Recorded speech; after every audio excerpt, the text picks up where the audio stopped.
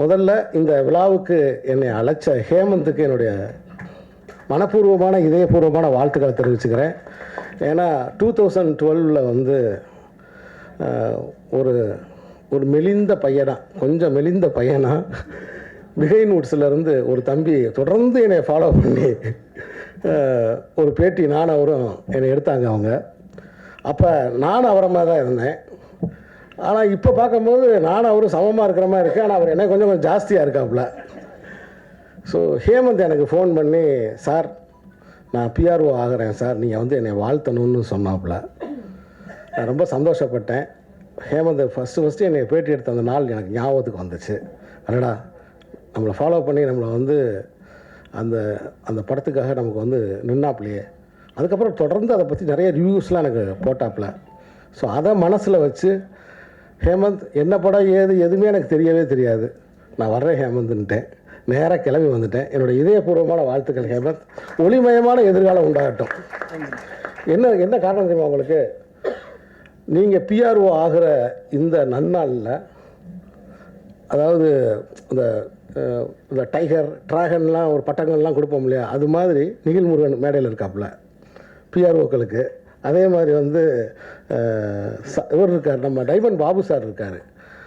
அப்படியே diamond Babu sir இப்போ பார்க்கும்போது எனக்கு ஃபிலிம் நியூஸ் ஆனந்தன் சார் ஞாபகத்துக்கு வருது. அப்படியே கொஞ்சம் கொஞ்சமாக அவங்க அப்பாவாக மாறிக்கிட்டு இருக்காப்புல. பார்த்தீங்கன்னா தெரியும் எனக்கு. அவரை பார்க்கும்போது டக்குன்னு அப்பா ஞாபகம் எனக்கு வந்துச்சு. அதே மாதிரி மேடையில் பத்திரிகையாளர் சங்கத்திலேருந்து மேடையில் வந்து இதயபூர்வமாக வந்து உங்களை வாழ்த்தி மாலை போட்ட நம்ம சகோதரர்கள். ஸோ அப்படி இவ்வளோ பேரோட ஆசீர்வாதம், மூத்தோர்களின் ஆசீர்வாதம் உங்களுக்கு இருக்குது. அதனால் உங்களுக்கு வெற்றி உறுதி, வாழ்த்துக்கள். ஸோ இந்த படக்குழுவுக்கு என்னுடைய பாராட்டுக்களை நான் தெரிவிச்சுக்கிறேன். அப்புறம் வந்து தொடர்ந்து வந்து என்கிட்ட வந்து வரும்போதே என்கிட்ட 2-3 பேர் கேட்டாங்க, ஏன்னா நல்லா இருக்கீங்களா சார், அண்ணே நீங்கள் அன்றைக்கி பேசுனது ரொம்ப சிறப்பாக இருந்துச்சுண்ணே, நல்லா இருந்துச்சு, இன்றைக்கி இந்த மேட்ரை பேசுங்கண்ணே அப்படின்னாங்க. ஏடா அது வர தம்பி, சைலண்ட் தலைப்பு, இயக்குனர் சொன்ன மாதிரி இங்கே அது ஒரு பெரிய சத்தம் ஆயிரும், என்ன மேட்ரு அப்படின்னு கேட்டேன். ஒரு பக்தி மேட்ரை சொன்னாப்புல. நான் சொன்னேன், தம்பி அதை நான் பேச முடியாது, நான் ராமரை பற்றி பேசி நான் வனவாசம் போக முடியாது, ஏன்னா அது நான் செய்ய முடியாது, அது வேணாம்ப்பா, நான் என்னை தயவுசெய்து அதெல்லாம் பேச சொல்லாத, அது மாதிரி என்னை ட்ரெயின் பண்ணாத, நான் கான்ட்ராவர்சியாக எப்பயுமே நான் மேடைகளில் நான் பேசுனதில்லை தம்பி அப்படின்னு நான் சொன்னேன். இல்லைண்ணா நீங்கள் இப்போ அதுதான் வந்து ட்ரெண்டாக இருக்குது. இல்லைப்பா, நான் வந்து எல்லா மதங்களில் இருக்கக்கூடிய நல்ல விஷயங்களை எடுத்துக்கிறேன். என்னுடைய படங்களில் சமூக நல்லிணக்கம் இருக்கும். நான் வந்து எந்த கடவுளையோ எதையோ நான் நிந்தனை பண்ணுறவன் நான் கிடையாது. ஸோ இப்போ இந்த படத்தை பார்க்கும்போது வந்து ஒரு சிவனாக வந்து இவர் பெர்ஃபார்ம் பண்ணியிருப்பாப்புல. கணேஷ் வந்து சிவனாக வந்து அப்படி பெர்ஃபார்ம் பண்ணி அப்படி ஆடி இருப்பாப்புல. நான் கூட சொல்லுவேன், ஒரு மனுஷன் ஆரோக்கியமாக இருக்கணும்னா என்ன செய்யணும், ஒரு மனுஷன் ஆரோக்கியமாக இருக்கணும்னா என்ன செய்யணும். எங்கள் வீட்டில் இருக்க பிள்ளைகள்கிட்ட நான் சொல்லுவேன், முருகன் மாதிரி நிற்கணும், முருகன் மாதிரி நிற்கணும், விஷ்ணு மாதிரி கையை வச்சு இப்படி படுத்துக்கு பார்க்கணும், ஐயப்பன் மாதிரி குத்த வச்சு உட்காரணும். உட்கார முடியுமா ஹேமந்த்? உங்களால் முடியுமா? உருண்டு கீழே வந்துடுவாப்புல. ஐயப்பன் மாதிரி குத்த வச்சு உட்காரணும். ஏன்னா அவங்க அந்த நிலை அப்படிங்கிறது, அவங்க அந்த மலையில் இருக்கிற தெய்வம்னால மரம் நிறைய ஏறுறாங்க. நிறைய ஏறும்போது குத்த வச்சு உட்காந்திங்கன்னா அந்த கால்லாம் ஸ்ட்ரெச் ஆகும். அதனால அவங்க தெய்வத்தை வந்து அவங்க குத்த வச்சு பார்க்குறாங்க. ஸோ அப்படி குத்த வச்சு உட்காரணும். சிவன் மாதிரி ஒரு காலை தூக்கி வச்சு ஆடணும். விநாயகர் மாதிரி சம்மணம் போட்டு உட்காரணும். இந்த 4 நிலைகளை கண்டினியூஸாக நீ செஞ்சேன்னா நீ ஆரோக்கியமாக இருப்ப. இதை சொல்கிறதுக்கு தான் இந்த தெய்வங்களை இவங்க படைச்சிருக்காங்க. ஸோ அதனால் இந்த எல்லா மதங்களையும் நான் வந்து அந்த எல்லா மதங்களில் இருக்கக்கூடிய நல்ல கருத்துக்களை நான் எடுத்துக்கிறவன்.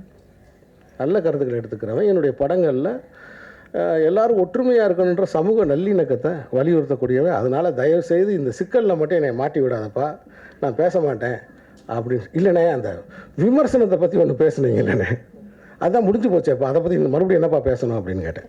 இல்லைண்ணே, தயவுசெய்து அதை பற்றி இன்னும் 2 வார்த்தை சொல்லுங்கண்ணே. இங்கே பாரு, நான் சின்ன வயசாக இருக்கும்போது இந்த மேடையை வச்சுருவேன். நான் சின்ன வயசாக இருக்கும்போது இருந்து விமர்சனத்தை பார்த்துட்டு தேட்டருக்கு போகவே மாட்டேன்.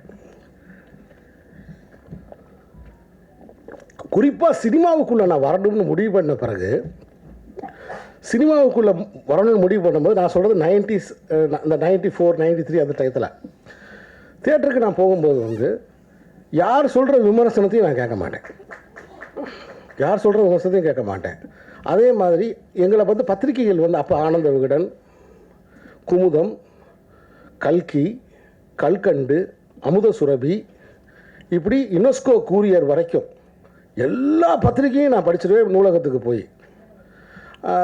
சாவி, இப்படி எல்லா பத்திரிகையும். அப்போ எல்லா பத்திரிகையில் இருக்கிற விமர்சனமும் நான் படிப்பேன். ஆனால் அப்போ அந்த விமர்சனம்லாம் ஒரு நாள் 2 நாளில் வரும். ஆனால் எந்த விமர்சனத்தையும் நான் படிச்சுட்டு தியேட்டருக்கு போக மாட்டேன். ஆனால் தியேட்டரில் போய் படம் பார்த்துட்டு வந்து எல்லா விமர்சனத்தையும் படிப்பேன். எல்லா விமர்சனத்தையும் படிப்பேன். அப்போ என்னென்னா, இந்த படத்தை பற்றி நம்ம நினைக்கிறது சரியா, இந்த படத்தில் என்னென்ன குறைகள் இருக்குன்னு நம்ம என்ன நினச்சோம், அது எல்லாமே சரியா அப்படின்னு நான் பார்ப்பேன். நான் பெல் அடிச்சுக்கிட்டே இருக்க பாருங்களேன்.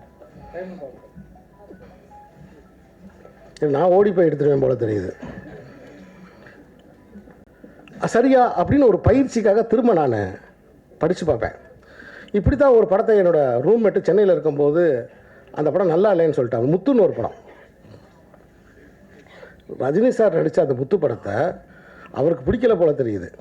இந்த படம் நல்லா இல்லைன்னு சொல்லிட்டாப்புல. நான் அதனாலே ஒரு 2 நாள் கழித்து போவோன்ட்டு அப்படியே விட்டுட்டேன். உட்கார முடியாது தலைவா அப்படின்னு என்கிட்ட சொல்லிட்டாப்புல. அப்படி சொல்கிறாப்புலன்ட்டு. அதுக்கப்புறம் பார்த்தா அந்த படம் பயங்கரமாக ஹிட் ஆகுது. நான் தியேட்டருக்கு போகிறேன், அந்த படம் பிளாக் பஸ்டர் ஆகுது. அங்கே மட்டும் பிளாக் பஸ்டர் ஆகலை, தெற்காசிய நாடுகள் ஃபுல்லாக அந்த படம் பயங்கர ஹிட் ஆகுது, ஜப்பானில் எல்லாத்துலேயும். என்ன காரணம்னா, தம்ம மதத்தில் இருக்கக்கூடிய புத்தரோட கருத்துக்கள் எல்லாம் அந்த படத்தில் இருக்குது. ரஜினி சார் பேசுகிறார், ஒருவன் முதலாளி, உலகில் மற்றவன் தொழிலாளி, இந்த மாதிரி கருத்துக்கள்லாம் அதில் பேசுகிறாரு. அந்த படம் எனக்கு ரொம்ப பிடிச்சிருந்துச்சு. அப்போ முடிவு பண்ணேன், ரூம்மேட்டை கேட்டு சினிமாவுக்கு போகக்கூடாதுன்னு. ரூம்மேட்டை கேட்டு சினிமாவுக்கு போகக்கூடாது அப்படின்னு நான் முடிவு பண்ணேன். ஆனால் அப்பையும் சரி இப்பையும் சரி, நான் படம் பார்த்துட்டு வந்துட்டு ஒரு 10-15 விமர்சகர்களுடைய விமர்சனங்களை எடுத்து அவங்க என்ன சொல்கிறாங்கன்னு பார்ப்பேன். என்ன சொல்கிறாங்கன்னு அப்படி பார்க்கும்போது நம்ம பார்க்காத கோணத்தில் இந்த விமர்சகர் பார்த்துருக்காருன்னு ஆச்சரியப்படுவேன். இது என்னுடைய பழக்கம், இது நான் நடைமுறையில் வச்சுருக்கிற பழக்கம். மற்றபடி சிறு படங்களுக்கு இப்போ நான் உங்கள் முன்னாடி நிற்கிறேன்னா, சிறு படங்களை, பெரிய படங்களை பற்றி எனக்கு தெரியாது. ஏன்னா பெரிய படங்கள் பெரும்பான்மை வியாபாரத்தில் வந்து கரையேறி வந்து நின்றும், தியேட்டரில் வந்து கரையேறி வந்து நின்றோம். அவ்வளோ விளம்பரம் பண்ணுவாங்க, போஸ்டர் விட்டுவாங்க, எல்லாமே செய்வாங்க. ஆனால் சிறு படங்களுக்கு கைப்பிடிச்சு மக்களுக்கு அடையாளம் காட்டினதுன்றது பத்திரிகையாளர்கள் தான், விமர்சனங்கள் தான். அப்போ சிறு படங்களுக்கு இன்றைக்கு தேவை வந்து ஆரோக்கியமான விமர்சனங்களும் வழிகாட்டுறதும் தான்ன்றது என்னுடைய தாழ்மையான கருத்து. ஏன்னா இப்போ சமீபத்தில் வந்து பராரின்னு ஒரு படம், புதுமுகங்கள் நடித்த பராரின்னு ஒரு படம், ரொம்ப ஒரு சென்சிட்டிவான ஒரு இஷ்யூவை வச்சு நல்லா இருக்குன்னு சொல்கிறாங்க.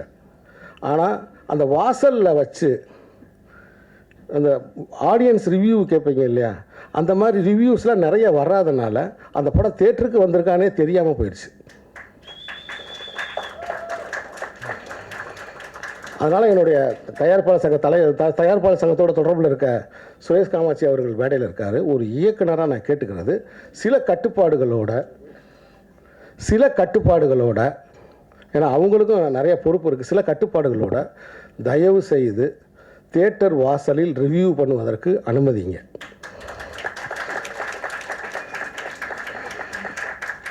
பெரிய படங்களுக்கு அனுமதிங்க, சிறிய படங்களுக்கும் அனுமதிங்க. தியேட்டர் வாசல் ரசிகர்கள்ட்ட கேட்குறதுக்கு நீங்கள் மக்களுடைய கருத்தை அவங்க வாங்கி போட போகிறாங்க. ஏன்னா அப்படி மக்களுடைய கருத்தை வாங்கி போடுறதுக்கு தயவுசெய்து அனுமதிங்க. ஏன்னா அப்படி இல்லைன்னா சிறு படங்கள் மக்களின் கவனத்துக்கு வராமையே போயிடும்.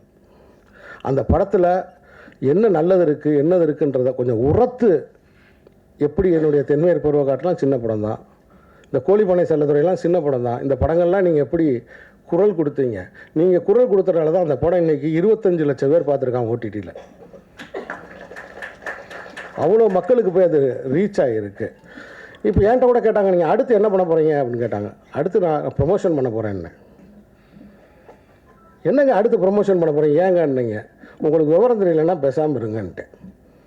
பல பேர் என்ன வந்து இணையதளங்களில் நிறைய நெகட்டிவ் கமெண்ட்ஸு, அவங்கவுங்க தான் தான் அறிவாளி நினச்சிக்கிட்டு சில கருத்துக்களை சொல்கிறாங்க. அது கிடையாது உண்மை. ஒரு ஜன்னலில் ஒரு புறா நிற்கிது. அந்த புறாவை எத்தனை பேர் பார்க்க போகிறாங்க, எத்தனை பேர் பார்த்தா எவ்வளோ ரூபா வரப்போகுதுன்றதான் பாயிண்ட்டு. அப்போ நான் ஊரையே கூட்டி அந்த புறாவை பார்க்க வைக்கிறது தானே அந்த புறாவை வளர்க்குறவனோட வேலை. அதுதானே அந்த படைப்புக்கு நான் செய்கிற தர்மம். அதை தான் இப்போ நான் செஞ்சுக்கிட்டு இருக்கேன். ஒரு வியூ பார்த்தா இவ்வளோ ரூபான்னு சொல்லிட்டாங்க. அதெல்லாம் இங்கே சொல்ல விரும்பலை நான். ஒரு வியூ பார்த்தா இவ்வளோ ரூபான்னு சொல்லிட்டாங்க. அப்போ 1 கோடி பேர் பார்த்தா 7 கோடி தமிழர்கள் இருக்காங்க. அப்போ சீனு ராமசாமி தர்மதுரை எடுத்திருக்கான், மாமனிதன் எடுத்திருக்கான், தொடர்ந்து நல்ல படத்துக்காக, அறம் சார்ந்த படத்துக்காக நின்றுருக்கான். அவன் என்னடா சொல்லியிருக்கான் அப்படின்னு சொல்லி 1 கோடி தமிழர்கள் அந்த அமேசான் ஓடிடியை ஓப்பன் பண்ணி பார்க்க மாட்டாங்களா? அப்போ என்னுடைய வேலை என்னென்னா, இந்த படம் இங்கே இருக்குன்ற அவங்களுடைய கவனத்துக்கு கொண்டு போகிறது தான். அப்படி கொண்டு போனாலே போதும். ஷேர் இட்ன்ற பேசிஸ்லாம் நம்ம கொடுத்துருக்கோம். அதனால தான் தொடர்ந்து நான் வந்து எல்லாத்துலேயும் போட்டுக்கிட்டே இருக்கேன். இந்த படத்தை பாருங்கள் பாருங்கள் பாருங்கன்னு சொல்லி போட்டுக்கிட்டே இருக்கேன். ஒருத்தர் முகநூலில் கீழே கமெண்ட் போட்டிருக்காரு. நான் ஒரு அமௌண்ட்டு போட்டிருந்தேன். அப்போ இன்றைக்கி ராத்திரி உங்களுக்கு அந்த ரூபாய் உங்களுக்கு வந்துரும்னு போட்டிருக்காரு. அப்போ ஓப்பன் பண்ணி பார்ப்பாருன்னு அர்த்தம். ஓப்பன் பண்ணி பார்ப்பாருன்னு அர்த்தம். அதனால் சைலண்ட் மூவிஸ் உலகமெங்கும் நீங்கள் பேசப்படுவீங்க. ஏன்னா இந்த மாதிரி கண்டென்ட்டுகளுக்கு தான் இன்றைக்கி பெரிய வரவேற்பு இருக்குது. உலகமெங்கும் நீங்கள் பேசப்படுவீங்க அப்படின்னு நான் ரொம்ப ஆழமாக நம்புகிறேன், வாழ்த்துறேன். இந்த புதிய படம், இந்த புதிய கலைஞர்கள், ஏன்னா நான் எப்பயுமே யாரையுமே குறைச்சி மதிப்பிட மாட்டேன். திண்டுக்கல் அலெக்ஸ் என்னுடைய நண்பர் ஒருத்தர் இருந்தார். ஒரு நாள் வந்து அப்போ வந்து என்னை பணம் கொடுக்கணும் வான்னு சொல்லி கூப்பிட்டார் ஒரு ஆளுக்கு. சரி நான் வரேன். அப்போ சின்ன பையன் நான் கூட வந்தேன். வந்தால் அவர் ஒரு ஜீப் ஒன்று வச்சுருப்பார் எப்பயுமே. அந்த ஜீப்பில் தான் என்னை கூப்பிட்டு வந்தாப்புல. Location manager, Dindigul location manager. Vathalakundu bus ஸ்டாண்டில் 2 பேர் நின்னாங்க. ஒருத்தர் ஒல்லியாக நின்னார், ஒருத்தர் வந்து கொஞ்சம் அவரோட கொஞ்சம் பரவாயில்லன்ற மாதிரி இருந்துச்சு, கண்ணாடி போட்டிருந்தார். இது 2 பேரையும் பார்த்து என்னண்ணே, இல்லைப்பா இவர் தான் டைரக்டர், இவர் ஹீரோ, இவருக்கு நான் பணம் கொடுக்குறக்கா அவங்க அப்பா ஃபோன் பண்ணி பணம் கொடுக்க சொன்னார், அதான் அந்த ரூபாயை கொடுக்குறக்கா. அவங்க யாருண்ணே ஹீரோ? அப்படியாண்ணே. நான் அப்போ கொஞ்சம் ஃபாரின் ஃபிலிம்ஸ்லாம் நான் கொஞ்சம் பார்ப்பேன். வெளிநாட்டு படம் மாதிரி எடுப்பாங்க போல தெரியுது அப்படின்னு நினச்சிட்டு ரொம்ப ஆச்சரியமாக பார்த்தேன். நான் அன்றைக்கி ஆச்சரியமாக பார்த்தவர் வந்து தனுஷ். பக்கத்தில் இன்னொரு செல்வராகவன். அன்றைக்கி பக்கத்தில் இன்னொரு செல்வராகவன். இது தனுஷ் அவர்கள்ட்டே நேரில் பார்க்க போய் நான் சொன்னேன். ஸோ அப்போ திண்டுக்கல் அலெக்ஸ் வந்து கஸ்தூராஜா சார் பசங்க அப்படின்னு சொல்லி பணம் கொடுத்துட்டு அவங்க வாங்கிட்டு ஒரு கார் எடுத்துகிட்டு மேலே அப்படி போயிட்டாங்க. ஸோ ஆனால் இன்றைக்கி ஒரு நடிப்பு அரசனா அவர் சாதித்த சாதனைகள் எவ்வளோ, அது மாதிரி தான் முதல்ல முளைக்கும் போது யாரையுமே இந்த உலகத்தில் இருக்கக்கூடிய யாரையுமே நான் குறைவாக நினச்சதில்லை.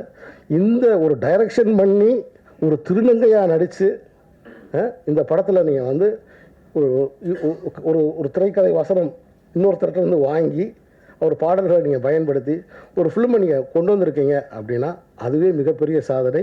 உங்களுக்கு ஒளிமயமான எதிர்காலம் உண்டாகட்டும்னு நான் வாழ்த்துறேன். ஸோ இவ்வளோ நேரம் என்னுடைய உரையை பொறுமையாக கேட்ட உங்களுக்கு என்னுடைய அன்பு வணக்கம்.